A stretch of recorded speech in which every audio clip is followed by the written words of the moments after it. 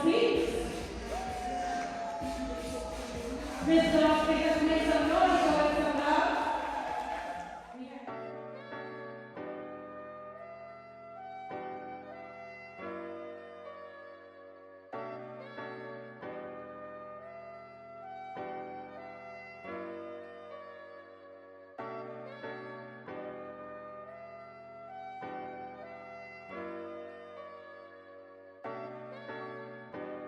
Here, and I want to tell you guys that you're going to really learn some amazing jewels.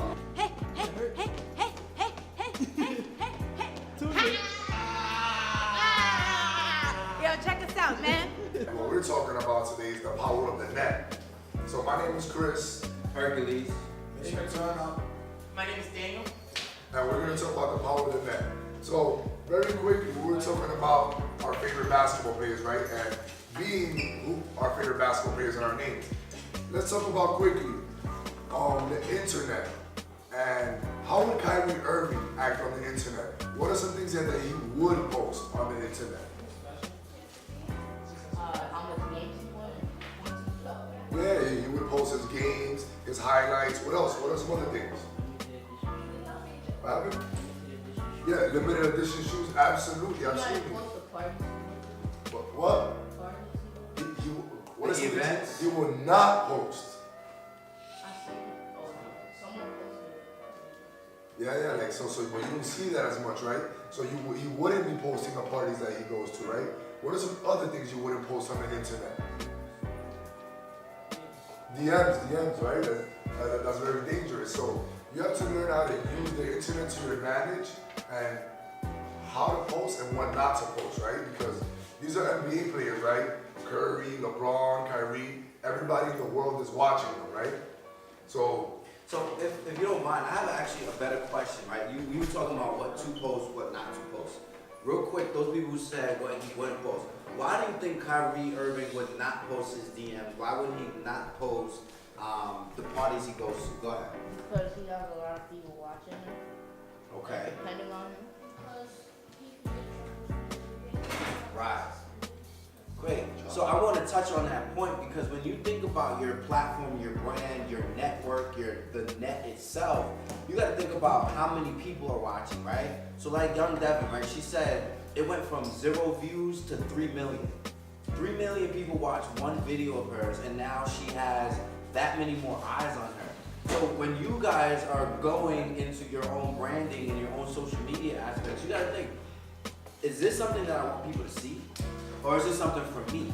Like even for me, as I'm building my brand, there's certain things that I will put on my Instagram page and some things I'll put on my story because it's a part of my branding where I don't want everyone to see consistently certain things where there's things like, hey, 24 hours later, it's gone. So I just wanted to touch on like that aspect of what not to post and why. Because it's really important when it comes to the network. Because somebody could Google you at any moment. This is a real thing. Sometimes I Google myself just to see. And literally, you have no idea what may come up. Something that you may have done 10 years. I mean, I'm sure you guys may listen to the news or you see things in the newspaper every now and then. People, stuff that happened 10, 20, 50 years ago, all it takes is a little bit of research and boom. Now somebody knows something about you that you thought was gone, that was hidden. But in this day and age where you have media, it's really important to really watch and tailor what you're putting out there to represent you as a person and as your brand. I'm gonna take a step way back from both of these lovely presenters and tell you a little bit about myself because I don't want to jump in and ask you guys questions and y'all don't understand why all of us is up here and our purpose for being here. So my name is Tyrell Moran. I go by the name of Mr. Turn. I grew up in East New York, Brooklyn. My family's from Trinidad. When I went to high school, middle school, I already knew what I wanted to do. Didn't care about books, didn't care about science because it didn't translate to what I wanted to do. I knew I wanted to be an entertainer. My example of success was seeing Jay-Z, Diddy, Kevin Hart, 50 Cent, because they was living a lifestyle that wasn't common in my particular neighborhood in East New York. So being able to have a big house, being able to have options as to what you want to wear, how you want to wear it, where you want to go, that's what I wanted. And that's what I wanted to create. So in finding that and going towards that path, social media started, MySpace came around, you could create your own layout. That's died before that. And using social media to where I'm at now, I'm able to reach a wide range of audience. So let's say for instance, you see how things go viral, you're quick to see a viral video and things of that nature, and understanding how I want to be represented. So if I want to be known as somebody that's very funny or very serious, I'm going to post that sort of content. If I want to be known for my ball handling skills, like Kyrie Irving or Steph Curry, I'm going to post videos of me in the park dribbling basketball. I'm going to use hashtags alongside as to what I want to do and how I want to be taken serious. When you post on social media, you're not responsible for it at that moment. You can post a video, he shares it, and now you've lost sight as to what's going on with your video. Your purpose in posting something could be gone. Alongside to just using the internet to like brand yourself, you can use social media to find information for the things that you're trying to do. You can use the hashtags to search up different things. Say he's into basketball, right? So he could use different hashtags to practice his shot, to see what people do to shoot. How does Steph shoot his shot from the three? Tips on how to shoot three-pointers. Those things and understanding how to use IG for that, how to use Facebook for that, that's, I think, is what is going to help a lot of you guys achieve some of the things that you're trying to do and want to do. You gotta make sure that it's about your brand and about things that you're doing. Because, you know, how many of us here, we've seen, we're all basketball players on this table, right? Yeah. Most of us. How many of you guys see Jelly Fan Dylan, right? But they're not Jelly Fan. You seen that before? Yeah. So what does that make you look like as your brand? What do you think? A faker, right? And how many of you have seen, yeah, Jelly Fan Dimes Dylan? You've seen that? Where they use Jelly Fan, but they're not Jelly Fan certified? So what do you think coaches are gonna look at you as? A poser, exactly, right? So you want to be able to build your own brand, and you want to be real, you want to be authentic. What's your name on IG? Yeah, Michael Shabatis. Michael Westbrook? Right, so these are things, like I'm a high school teacher, right? And I'm a basketball coach for my high school. So I got these kids, right? One kid, his name was Junie Harden. And another one was Isaiah Curry. And I'm telling them, guys, if you want to be sure that these coaches are looking at you, you want to make sure that you're yourself. Or that you want to brand yourself with a different name that is not being used out there. Because you don't want to be an imposter, you don't want to be a fake, you want to be yourself and you want to be authentic. So does that resonate with anybody? Does that make sense? Yeah, so Let's get some temperature from over here on the side. What are some of the things that you guys want to be when you grow up? Yeah, go ahead. An engineer? Dope. What about you? Archaeologist. Interesting. What about you? Cartoonist. All right. And you? Pilot. And what about you, bro? A pilot? So y'all both want to be pilots? That's lit. So what I want to kind of touch on now is a piece where we're talking about social media. Social media is a great way to connect to the people in the world, like all over the place. But when we talk about network also matters with the people in the room, right? The people who you surround yourself with. A lesson that it took me a very, very long time to learn is that the people who I surround myself with is how people perceive me, right? Not only is it how people perceive me, but it's also what I'm going to be engaged with, right? So for instance, my bro right here, Tyrell Moran. Right now we own a company together. We started our own company called Overcoming the Odds. When you get further in your cartoonist career, come holler at us, because we're actually creating an animated series right now. Nonetheless, there was a point in my life where I just kept getting into trouble and I just kept doing dumb things. Like, I'm like, why do I keep ending up in these circumstances and these scenarios? And it just didn't make sense. I was always getting in trouble with my parents because they was disappointed in me. I was always getting in trouble at school because I just wanted to act out. But at the end of the day, it was also who I was with. I was acting out with my friends. I was getting in trouble with my friends. Even if I wasn't the bad one, I was with the bad people. And literally when I started to shift and remove myself from certain scenarios, like I could be your friend, I got no problem with you, my friends is my friends, but when I wanted to go in a different direction, my circle started to change. The people who I spent my time with had to be on the same page as me about moving forward, not about staying in my circumstances and my situations, because that's not going to get me to the next page. That's not going to get me to being an engineer. That's not going to get me to being an archaeologist. I need to be around people who are archaeologists, who are engineers, who are cartoonists, because we're going to be having those conversations that help me learn and grow as a person.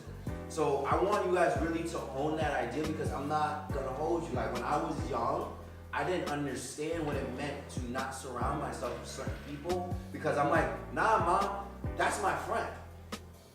I don't care what you guys say about my friend, but I'm gonna hang out with them no matter what you say, because they're my friend. And it's not about them not being your friend.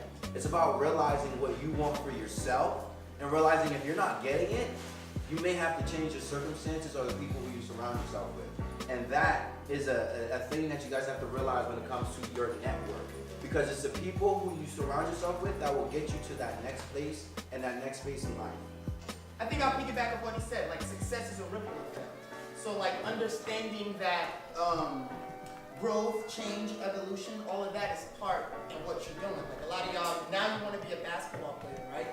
What happens if that dream of being a basketball player is supposed to get you a scholarship to go to D1 school, and then after that you get another dream to become, like he said, a lawyer or a doctor, whatever that is. So understanding that what you're chasing now may not necessarily be the last destination, but maybe a destination that gets you somewhere else. So that would be my tip. Success has ripple effects. My tip for success. So growing up, when I was 12 years old, I fell in love with the game of basketball. I thought basketball was the only thing I ever wanted to do. And I was surrounded by basketball players, right? So my network expanded. Everybody in my neighborhood knew me. Everybody in all the boroughs knew me because I was pretty good in basketball. Then when I got to college, I didn't make the college team, and that's when I had to start thinking about other dreams. So then I became a gym, physical education teacher and a basketball coach. But then I didn't stop dreaming there. My goal was to play in Madison Square Garden one day, right? Because that's New York, the Mecca. Now my goal is I want to be an entertainer. I want entertainment, where I want to sell out Madison Square Garden, and I want to do a concert there, right?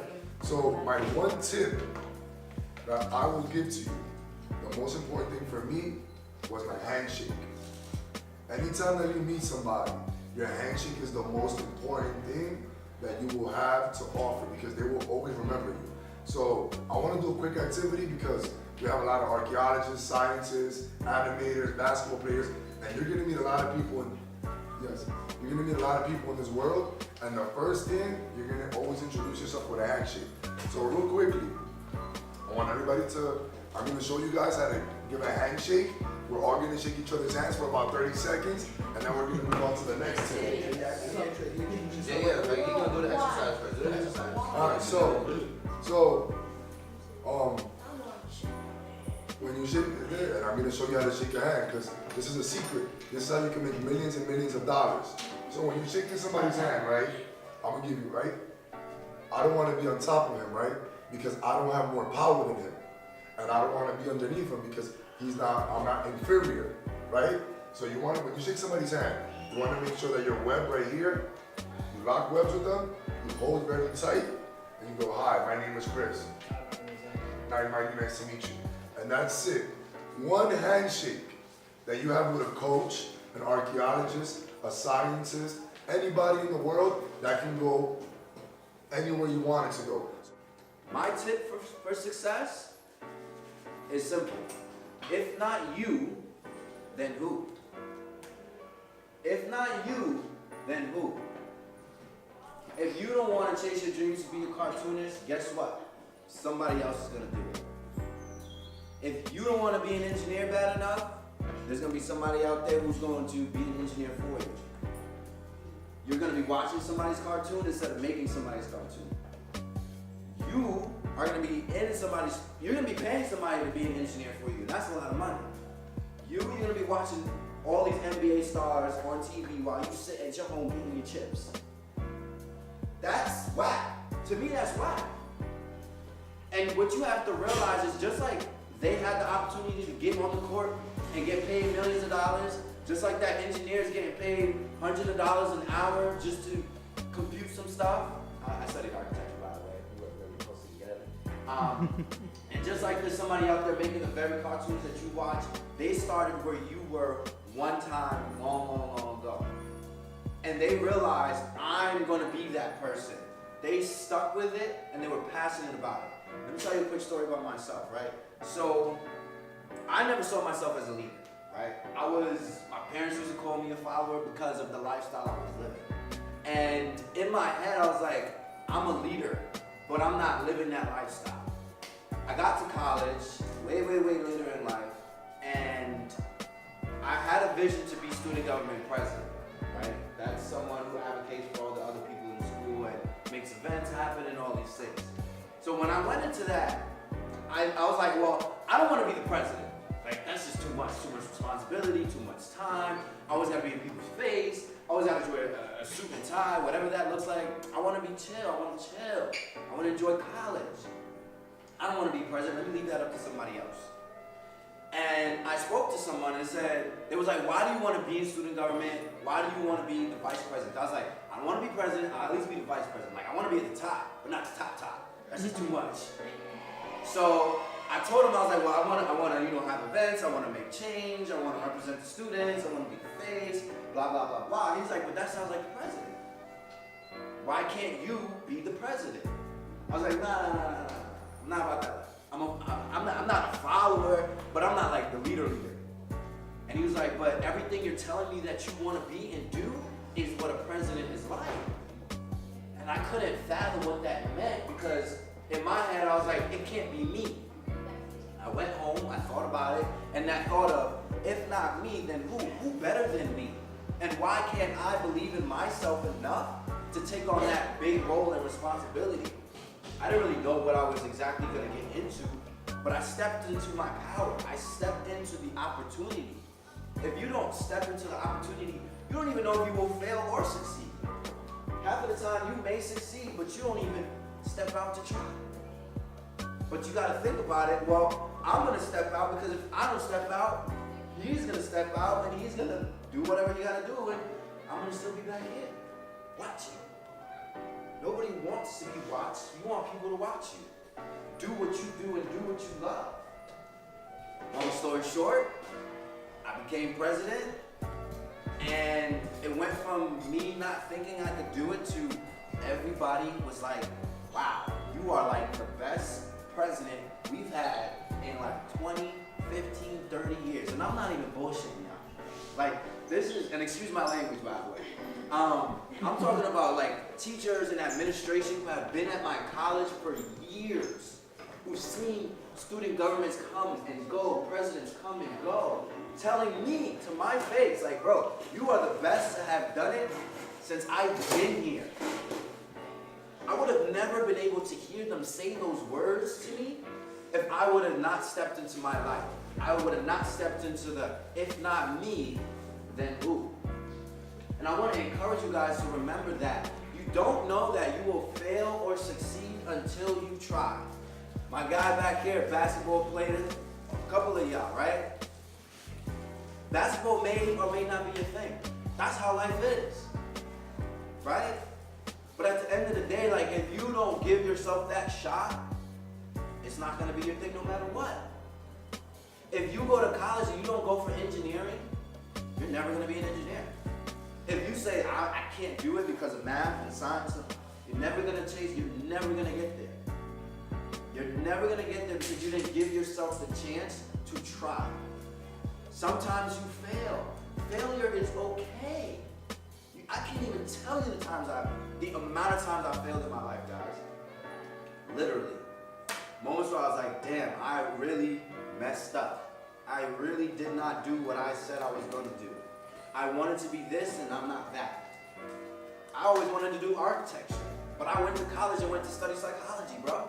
That's a real story. I went to college to study psychology because I was afraid of tackling math. I hated math. I'm sure many of you in this room could probably relate to me. Damn. But there came to a point where I was like, yo, I am wasting my time and money chasing a career and a dream that I don't even want to do. And I had to restructure my life and I said, listen, I can be that black architect. I'm going to be that black architect. And if not me, then who?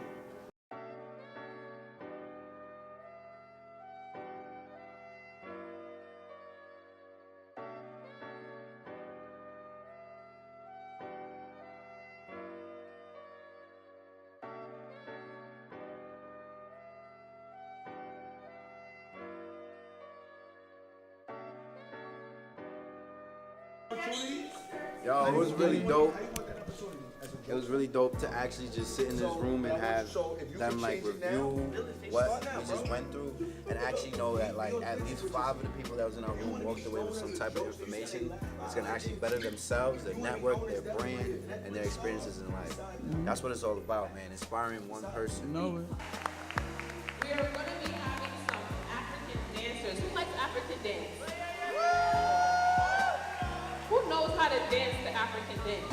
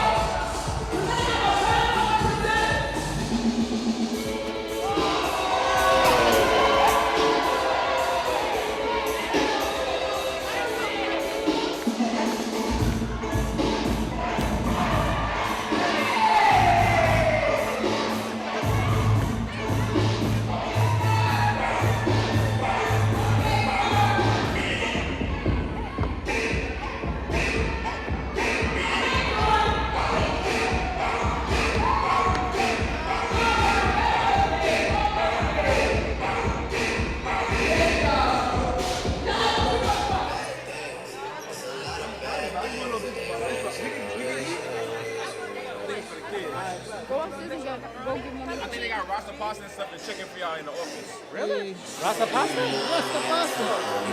He said we got Rasta pasta for Where? in the office. Right now? They got Rasta pasta up there? Yo, we out. Rasta pasta. Turn the O to the O. Imagine if I never met the broskies.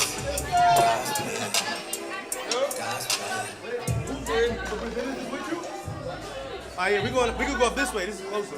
I can't. What happened? We about to go upstairs. Get some Rasta pasta, you know what I'm saying? You can't just have the Rasta pasta and not tell us.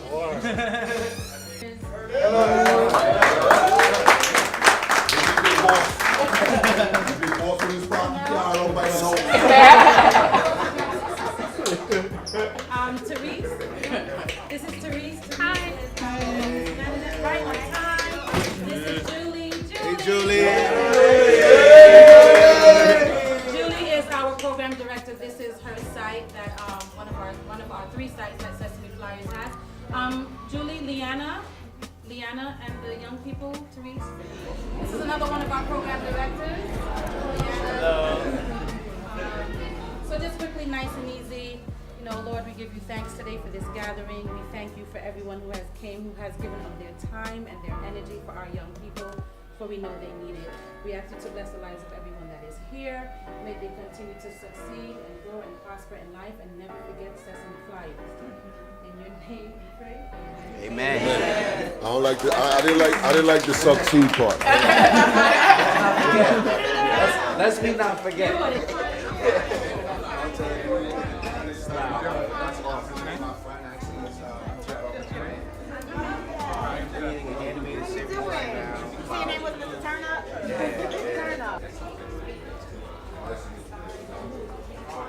Yo, this is a video, man. You know it is. Your boy Majah Hype here, man. We chilling, Sesame Flyers, doing something positive for the community, and that's what we about, man. Overcoming the odds, baby. 3,